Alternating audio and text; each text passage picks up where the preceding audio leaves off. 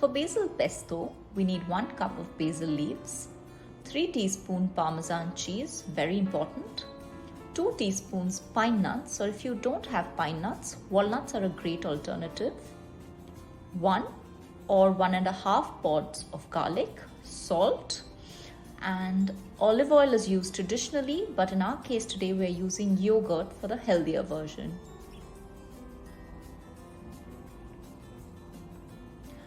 Take your washed basil leaves and add them to the blender. To this we add the Parmesan cheese. Parmesan cheese is salty, so you add your salt later.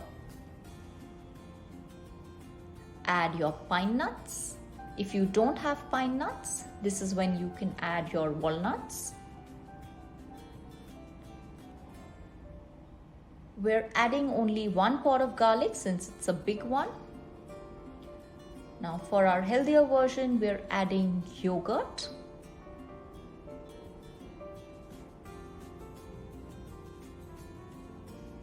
Of course, if you'd like to make a more traditional pesto, please feel free to replace the yogurt with olive oil.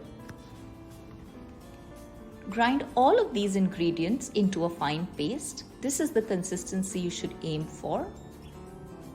Taste the pesto and then adjust for salt.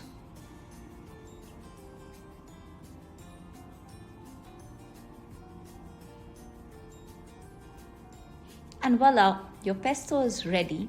You can serve it with crackers, crudité, or also add it to your cheese board.